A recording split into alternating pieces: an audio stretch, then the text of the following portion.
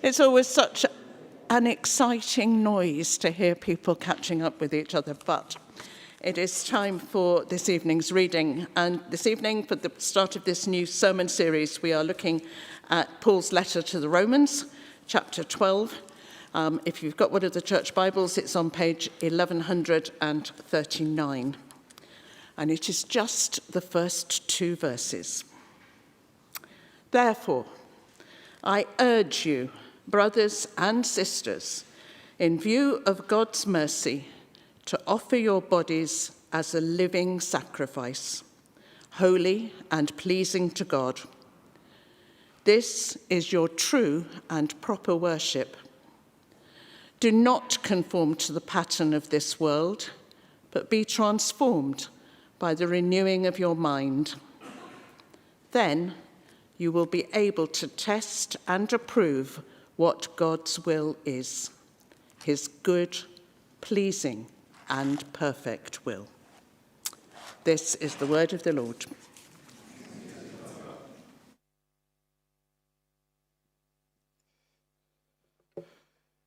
Well, good evening, St. Peter's.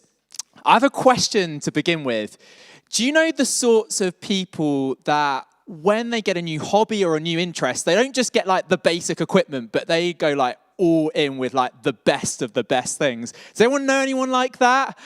Is anyone here a bit like that? Yes. Oh, there's actually someone who's admitted to it. Like, thank you very much. Because although he wouldn't like to admit it, my dad is one of those types of people that whenever he gets a new hobby or a new interest, he goes like all in. So when it comes to like buying a new laptop or a new phone, it isn't just kind of like the basic one or one a few generations behind. He likes to get like the latest generation thing, like the creme de la creme one. And with my dad, this particular character trait became most apparent when they were living up in Yorkshire in Ilkley, which is incidentally on one of the Tour de France routes when they're kind of in the UK.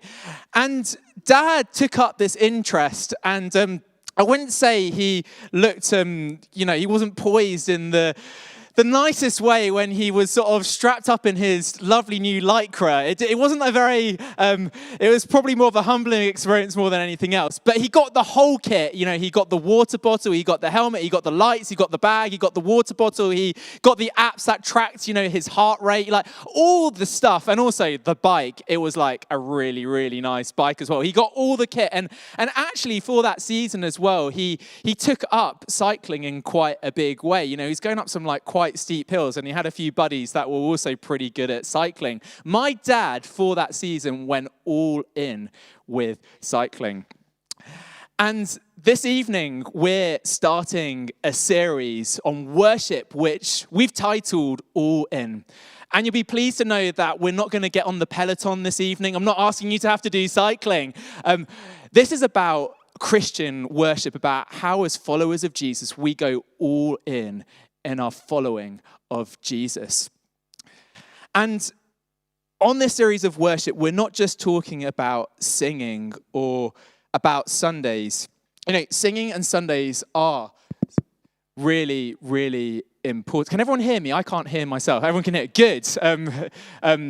Sundays and singing are really, really important. But what we're talking about here is our whole lives, everything that we are in worship of God. If we go up on the screen, William Temple, an ex-Archbishop of Canterbury about 100 years ago, he said this about worship.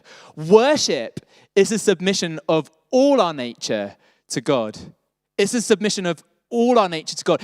It's about all of us, everything, every single bone within us, every muscle, every thought that we have, everything we do, think, say, feel is submitted to God. And everything that we don't do as well, everything is given over to God. And whether you're a Christian or not, the reality is as well is that we all worship. We all worship. The writer and novelist David Foster Wallace, who's not a Christian, incidentally, he writes about the fact that all humans worship something. And this is quite a long quote. It's about 3 pages long, so bear with me. But I think it's really, really insightful. So if you could bear with me, that would be great. And he says this about worship. There is no such thing as not worshipping.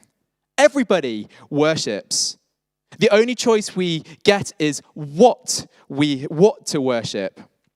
And the compelling reason for maybe choosing some sort of God or spiritual type of thing to worship, be it Jesus Christ or Allah or be it Yahweh, or some inviolable set of ethical principles, is that pretty much anything else you worship will eat you alive. Then David Wallace goes on to explain what he means by everyone worships. He says this: if you worship money and things, if they are where you take real meaning in life, then you will never have enough. Never feel you have enough. It's the truth. Worship your own body and beauty and sexual allure, and you will always feel ugly. And when time and age start showing, you will die a million deaths before they finally grieve you. Worship power. You will end up feeling weak and afraid, and you will need ever more power over others to numb you to your own fear. Worship your intellect. Being seen as smart, you'll end up feeling stupid, a fraud, always on the verge of being found out. And then right at the end of this big text that he writes, I paraphrase, he says this: worship is our default. Worship is our default. And so the point is that every human being worships something, and the one thing that doesn't eat you alive, the one thing that fills us is worship of God. It's the reason why we're created. Whereas if you worship other stuff, it never completely satisfies. It never completely fulfills. And in some cases, it eats you alive. And so St. Peter's, I guess we begin this series on worship today with a question. What are you tempted to worship that isn't God? What are you tempted to worship that isn't God alone? And this is why we're doing this series. It's because worship is what we're created to do, but we're created to worship God. Not because God needs our worship. God's not needy in any way, but it's because we need worship in order that we might be fulfilled and the fullness of who we are created to be. Because God doesn't leave us empty like other things. He fills us and he gives us life in all of its fullness. And so at St. Peter's, the purpose of this series, and with our vision to see every life transformed by Jesus, is that all of us might be able to be more all in our worship of God, and we might become more fully alive in him. That is what we're going after as a community. And so, as I said before, what are we worshipping that isn't God? You know, as that long list wasn't there, is it work, comfort, sex, money, beauty? Does your smartphone dictate and rule your life? I don't know if you get like that app which tells you how many hours you've been looking at your phone every single week. Like, just addicted to the 7-second dopamine hit again and again. Like, is your phone ruling your life? Is that becoming an idol and a god in your life rather than God himself? There is an invitation in this series to step into an all-in lifestyle once again, or for the first time, to say, I'm going all in with you, God, once again. And in our reading today from Romans chapter 12, which will come up on the screen, Paul is also inviting his listeners to go all in with him. And with God, that is. And it's an invitation for you and I as well. Romans 12, verse 1 says this, which is on the screen. Therefore, I urge you, brothers and sisters, in view of God's mercy, to offer your bodies as a living sacrifice, holy and pleasing to God. This is your true and proper worship. And what I love about this particular verse is that with worship, just to keep it on the screen actually, when it comes to worship, can you just see the starting place of where worship is? God's not asking us to start on the empty or with God not giving anything to us firsthand. We worship in view of God's mercy. We're worshiping because God has already given his all in to you and me already. And so many of us know what it means to be in view of God's mercy. And it's the reality that the Bible says that all of us are sinners, which is basically a way of saying that all of us have fallen short of God's glory. We've all fallen short of the standard at which he's called us to live. But the reality is that the infinite God, the huge God who was here before the creation of the world, in power and majesty, spoke creation, the cosmos, into being. And he saw us and saw us not as free agents in which he'd created us, and said, you know what, I can see you living apart from me, but I want you to draw close to me again. I want to give you the opportunity to be in relationship with me. So God, in his mercy, stepped down to become finite like you and me in the person of Jesus. And in doing that, through his life, his perfect life on earth, and through his death on the cross, he won for each other of us forgiveness. He won for us freedom. He won for us access to God.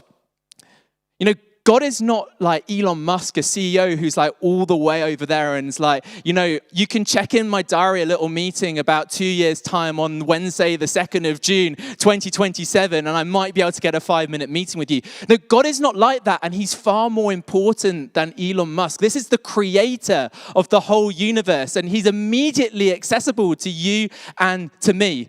God bless Elon Musk. There's nothing against Elon Musk. We should pray for him and bless him. But the reality is that we can access the God of the universe because of Jesus. And not only that, the cross, what Jesus has bought for us, it's bought for us power over sinful practices in our life. It's the power of the cross enables us to no longer have any anxiety. It starts to break down those things within our lives. The power of the cross enables us to no longer live in fear. And all of these things will be a process in many cases, yes, but that is the power of the cross. And God is not just a friend. In view of God's mercy, we're not just a friend with God. As awesome, genuinely awesome as that is, but we're invited into the royal family. We're part of the royal family. We're sons and daughters of the living God. Guys, this is absolutely crazy and nuts, and this is such good news for each one of us here. And it's not just good news for this current life as well, but it's like eternal life as well. It goes on for eternity, and we can have access to that all because of Jesus.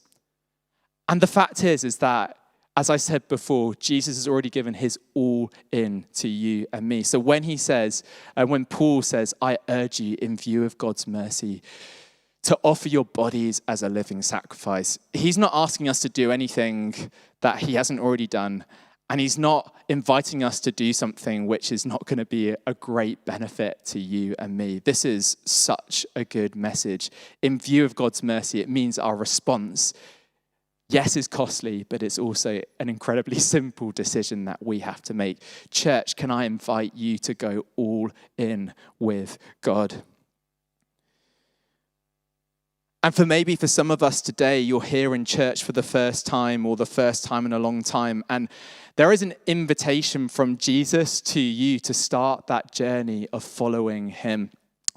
Some of you here today might have been away from church for a really long time as well. And tonight might be an evening where you're like, you know what, actually, tonight I want to recommit and I want to go all in with you, God. And if that's you, there's going to be a prayer at the end of this talk where you'll be invited to make that response to him. For the rest of us, this is a journey.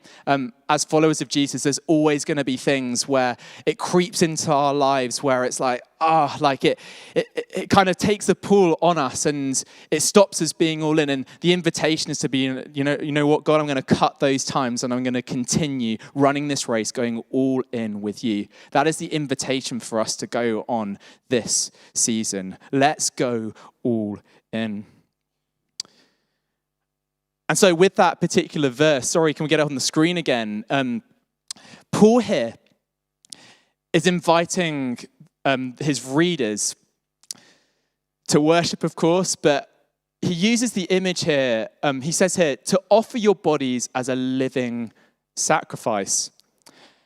Now, Paul is drawing from an Old Testament image where a priest would wait for somebody to bring their sacrifice. They'd buy a goat or something. They'll take their goat to the priest, and then the priest here would then, get the goat or whatever, or the sheep, and would take it all the way around to the altar. And what they would do is that they would get the animal on the altar, and they would slaughter it. It would slaughter the animal, and that would often be as a sacrifice for someone's sin to atone for their sin, or it was a free will offering. So that's the image that was being alluded to with what Paul is talking about here. But if we get that verse back on the screen once again, it says here that you're to offer your bodies as living sacrifices. Do you see that? It's not a dead sacrifice, but a living sacrifice. So Paul here is kind of using almost paradoxical language to draw a point out about what our worship should look like. And if I could summarize Paul's image in 3 words, which is on the next slide, it is this. Paul is saying that our worship should be ongoing, total surrender. It should be ongoing, total surrender. So first, our worship should be ongoing. When a lamb or whatever gets taken up to the altar and it jumps onto the altar and the priest, chops its head off or whatever, sorry.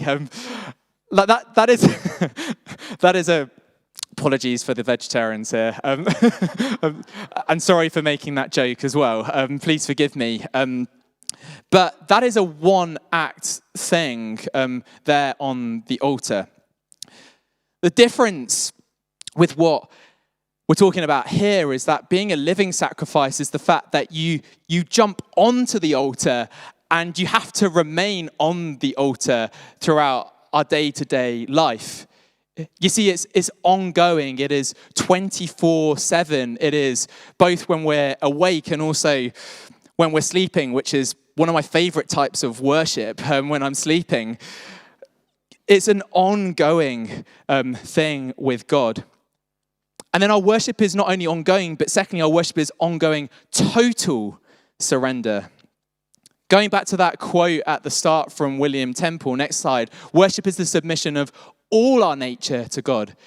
It's surrendering everything we are to God, a God who is gracious and kind. And you know what? The Lord Jesus, who after all, that's why we're here, he puts it even better than William Temple, funnily enough. And he says this is what worship looks like. And he summarizes it in the greatest commandment, Mark 12, verse 30. Jesus says, love the Lord your God with all your heart, with all your soul, with all your mind, and with all your strength. We also know the second part, which is, and love your neighbor as yourself. But if we just focus on this, love God with all of your heart, soul, mind, and strength. That is the invitation of what it means to go all in with God. And so that's what it looks like to be a living sacrifice. But as I kind of alluded to earlier, there is a problem with living sacrifices, which is, of course, living sacrifices are, can jump onto the altar, can't they? But living sacrifices also can, jump off the altar as well, because they're living, aren't they? And I don't know if any of you know the nursery rhyme, the hokey cokey. Does anyone know the nursery rhyme, the hokey cokey? You put your one step in, also your 1 foot in, your 1 foot out. Just mucked up the song, didn't I? In, out. Anyway, the thing is, I just wanted to use that nursery rhyme's point. There is no such thing as a hokey cokey Christian. There is no such thing as a hokey cokey Christian. There is no such thing of you put your 1 foot in and your 1 foot out. It looks silly, doesn't it? I'm trying to live life over here. I'm trying to reach out for all of the stuff here, but I am still on the altar, God. This is going to give you backache or something. It is impractical. It's a load of nonsense because there is no such thing as a hokey cokey Christian. You're either all in or you're not. And the choice is ours. We've got to be all in our following of Jesus or not. And that is the daily wrestle. This is why it's ongoing total surrender, because it is so easy, to be like, I'll just put my little finger there and I'll just try and reach out for that thing. It looks ridiculous, doesn't it? But that's so often, whether we think we're not hokey-cokey Christians or not, we practically sometimes try and live that out, which is not what it looks like to be totally surrendered to God.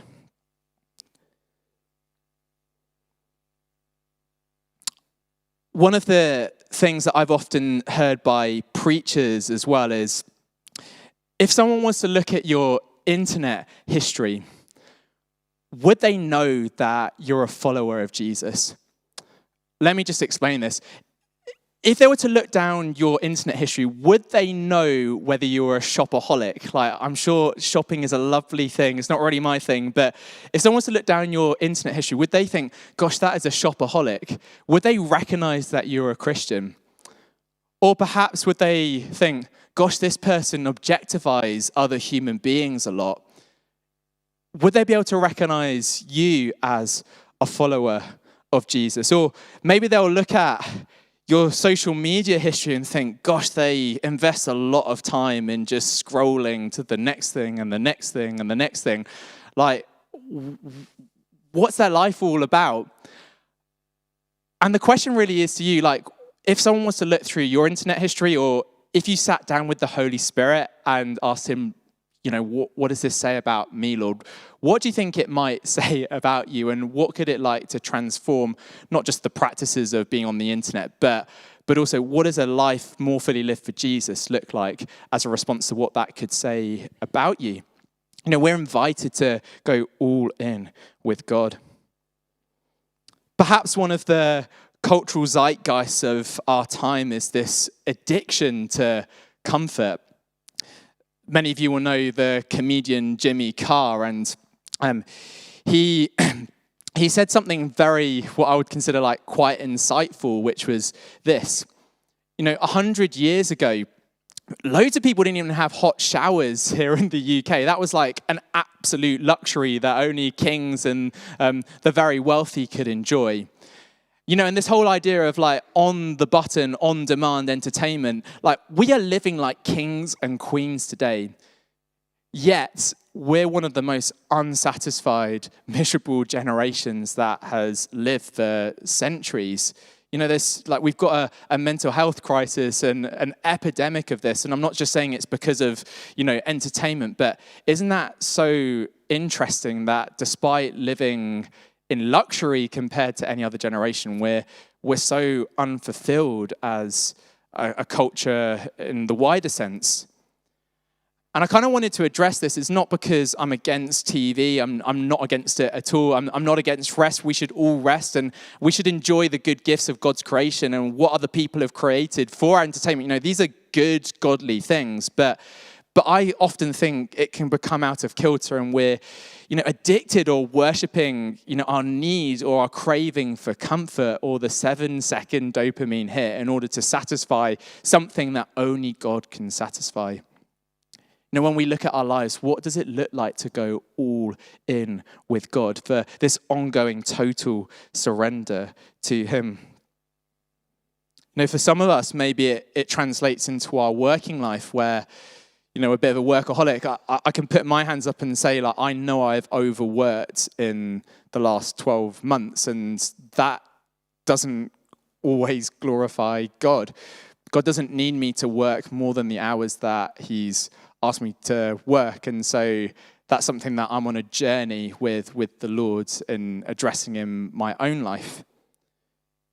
But what's incredible with this vision to see every life transformed by Jesus is that when we jump onto the altar and make an active decision to do that, sorry, I nearly tripped, that would have been good. God doesn't just leave us as we are. When we submit to him, he does a work of transformation in our lives. And this is what verse 2 on the screen is talking about. Paul says this: do not conform to the pattern of this world, but be transformed by the renewing of your mind. Then you'll be able to test and approve what God's will is, his good, pleasing, and perfect will. And if I were to summarize this, this is what worship is. It's submitting to the will of the Father. You know, in the Lord's Prayer, we pray, your kingdom come, your will be done on earth as it is in heaven. It's not my will, my preferences, my way of being. It is your will, loving Father, that I want to submit to you. That is what worship looks like. But then our worship is also about looking outwards as well. You know, earlier I spoke about the pray for 5 people, all in ongoing total surrender. Looks like committing and saying, you know what, Lord, I'm going to lift these people before you. It's spending time in prayer with him. Church, can I invite you to pray for those 5 people? I just think God's going to do incredible things if we commit to this, and we'll all be encouraged hearing stories of what God is doing amongst our community as he's bringing new people to know him. Let's commit to that so that we might be able to see God at work amongst us. At St. Peter's, I'm also convinced that as a community, I believe as we live our day-to-day in following him, people are going to see that we are different because of how we live as well. Here at St. Peter's, one of our values is we are generous. We are generous. And I believe there is something powerful about a posture of generosity that says something different about the person or the God that we worship. And this was definitely the case in the early church, where there was a rapid growth of, hundreds, thousands, tens of thousands of people coming to faith in the face of persecution, when there was no social media, and passing on documents looked really different in those days. Yet the church grew. And non-Christian writers and rulers, they put it down to Christians living differently because of their generosity. Here's just 2 of them who comment on this. One non-Christian writer said this, called Lucian, who lived in 120 to 192 AD. He said this: "It is incredible to see the fervor with which the people that religion, Christianity, help each other in their wants. They spare nothing." Then Julian the Apostate, who was the Roman emperor in 330 to 363 AD, he said this: "Their success lies in their capacity to strangers. The impious Galileans, that is Christians, support not only their poor, but ours as well."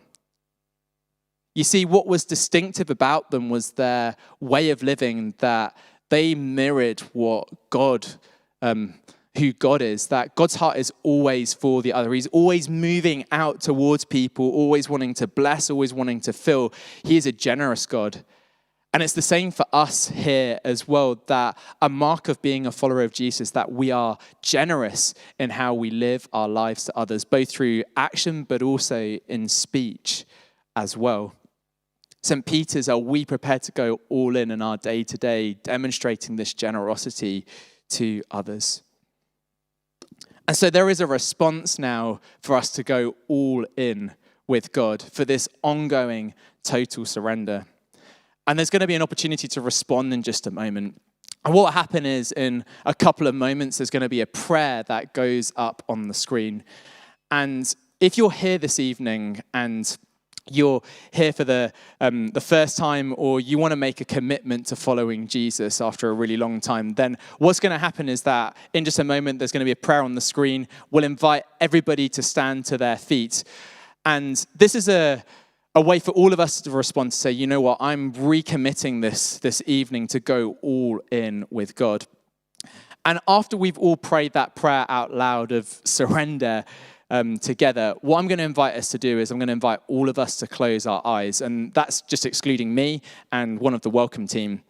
And what I'm going to ask you to do is that I'm going to invite you, if you've made that decision to follow Jesus this evening for the first time, or you're coming back after a really long time, is I'm going to invite you to do a bold thing, which is to raise your hand up in the air.